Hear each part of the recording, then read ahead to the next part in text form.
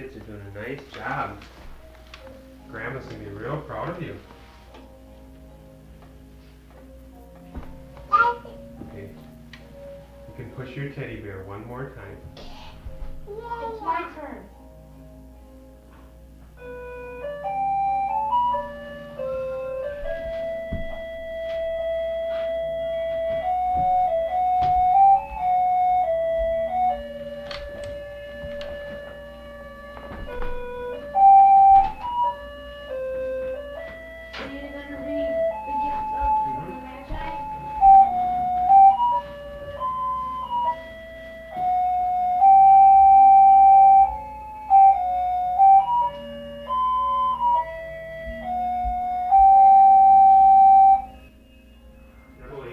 Phillip.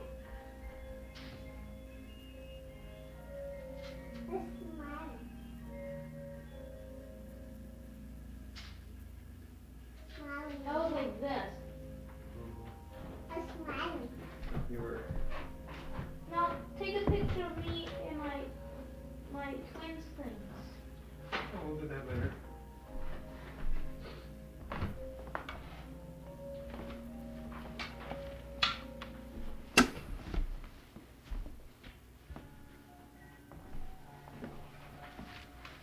Okay, would you like me to read you a story? Yeah. Gift of Magi. Okay. The Magi. By O. Henry. How do you know you like this one, Phil? Because I've heard it at school. Really? Yeah. Who read it at school? Mrs. Drabble. The same story? Yeah. Okay, you You've just never color. read one of those, have you? I haven't read this one. I've read a lot of them. Oh. $1.87. That was all. 60 cents of it was in pennies. Pennies saved 1 and 2 at a time by bulldozing the grocer and the vegetable man and the butcher until one's cheeks burned with silent imputation of parsimony that such close dealing implied. 3 times Della counted it, $1.87, and the next day it would be Christmas. There was clearly nothing to do but flop down on the shabby little couch and howl.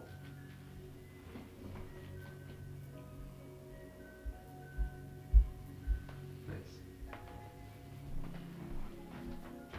There was clearly nothing to do but flop down on the shabby little couch and howl, so Della did it, which instigated the moral reflection that life is made up of sobs, sniffles, and smiles, with sniffles predominating. While the mistress of the home is gradually subsiding from the first stage of the second, take a look at the home. Furnished flat at $8 per week. It did not exactly beggar description, but it certainly had the word on the lookout for the Daddy, look at. immediacy squad. You're staying in the lines. Very nice. In the vestibule below was a letter box in which no letter would go, an electric button with which no mortal finger could coax a ring. Also appertaining thereunto was a card bearing the name Mr. James Dillingham Young. The Dillingham had been flung into the breeze during a former period of prosperity, when its possessor was being paid $30 per week. Now the income had shrunk to $20. The letters of Dillingham looked blurred, as though they were thinking seriously of contracting to modest and unassuming D. But whenever Mr. James Dillingham Young came home and reached his flat above, he was called Jim and greatly hugged by Mrs. James Dillingham Young, already introduced to you as Della, which is all very good. Della finished her cry and attended to her cheek with a powder rag. She stood by the window and looked out dully at a gray cat walking the gray fence in a gray backyard. Tomorrow would be Christmas Day, and she had only $1.87 with which to buy Jim a present. She had been saving every penny she could for months. With this result, $20 a week doesn't go very far. Expenses that had been greater than she had calculated. They always are. Only $1.87 to buy a present for Jim, her Jim. Many a happy hour she had spent planning something nice for him. Something fine and rare and sterling. Something just a little bit near to being worthy of the honor of being owned by Jim.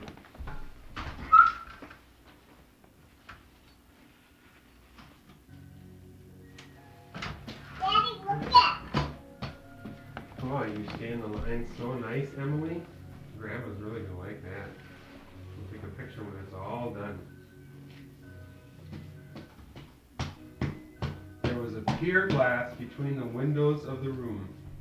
Perhaps you had seen a pier glass in an $8 flat.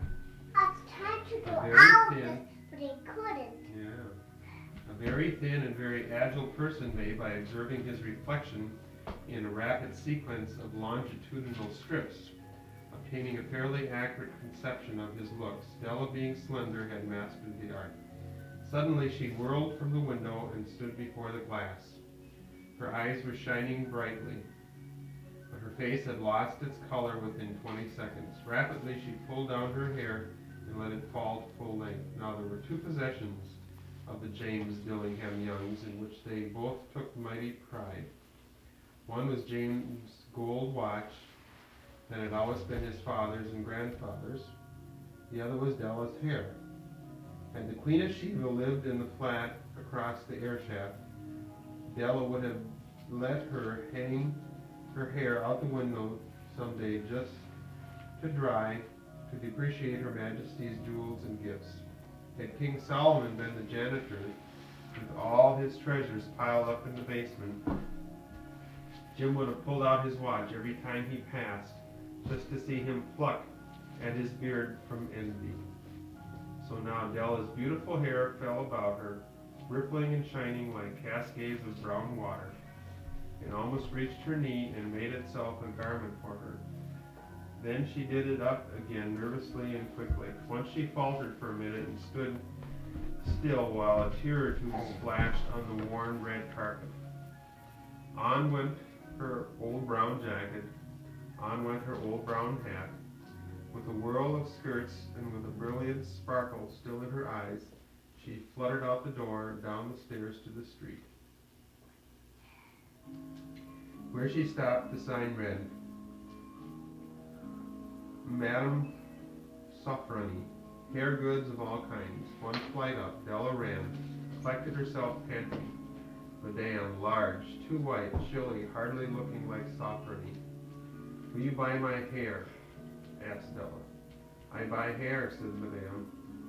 Take off your hat and let's have a sight at the looks of it. Down rippled the brown cascade. $20, said Madame, lifting up the mass with a practiced hand.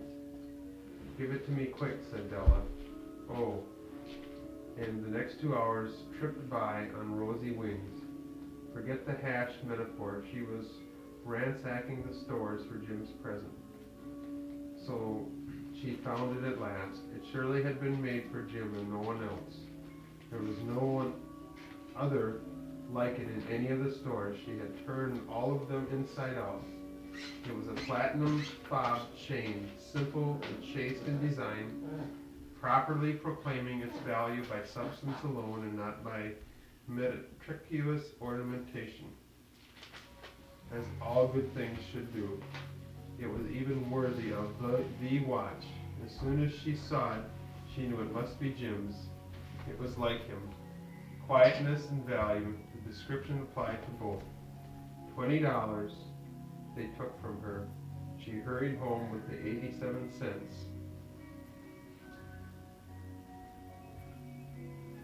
With that chain on his watch, Jim might probably be anxious about the time in his company. Grand as that watch was, he sometimes looked at it on the sly on account of the old leather strap that he used in place of a chain. When Della reached home, her intoxication gave way to little to prudence and reason. She got out her curling irons, lightened the gas, went to work repairing the ravages made by generosity added to love, which is always a tremendous task, dear friends.